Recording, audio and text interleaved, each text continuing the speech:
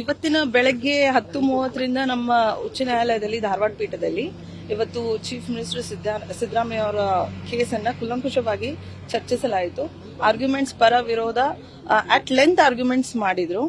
ನಮ್ಮ ಪರವಾಗಿ Shri Maninder Singh ji, Supreme Court senior designated advocate ಬಂದಿದ್ರು. ಟಿಲ್ 4:30 ಇವತ್ತು ಅಟ್ ಲೆಂತ್ ಆರ್ಗ್ಯುಮೆಂಟ್ಸ್ ಆಗಿದೆ.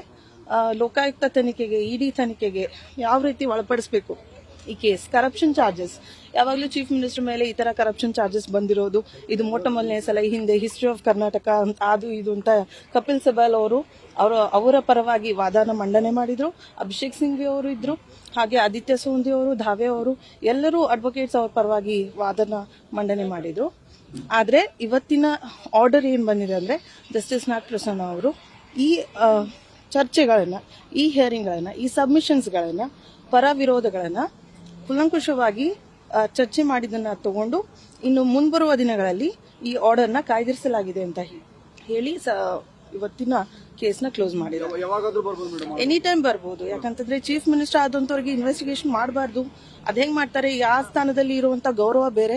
ಈ ತರವಾದಂತ ವಾದ ಮಂಡನೆ ಆಯ್ತು. ಚೀಫ್ ಮಿನಿಸ್ಟರ್ ಇರ್ಲಿ, ಯಾರೇ ಇರ್ಲಿ, ಒಂದು ಇಂಡಿಪೆಂಡೆಂಟ್ ಬಾಡಿಗೆ ಇನ್ವೆಸ್ಟಿಗೇಷನ್ ಕೊಡಬೇಕು. ಸೆಂಟ್ರಲ್ ಬ್ಯೂರೋ ಆಫ್ ಇನ್ವೆಸ್ಟಿಗೇಷನ್ ಸಿಬಿಐಗೆ ಕೊಡಿ, ಅದು ಒಂದು ಇಂಡಿಪೆಂಡೆಂಟ್ ಬಾಡಿ ಇದೆ.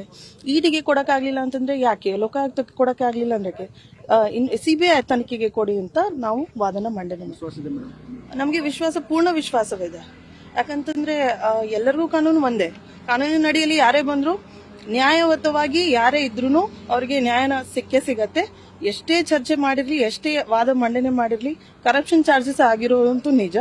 ಸೊ ಅದ್ರ ಪರವಾಗಿ ಆರ್ಡರ್ ಬರತ್ತೆ ಅಂತ ನಾನು ಆಶಿಸ್ತೀನಿ. ನ್ಯೂಸ್ ಫಸ್ಟ್, ನಿರ್ಭೀತಿಯಿಂದ ನಿಮ್ಮ ಪರವಾಗಿ.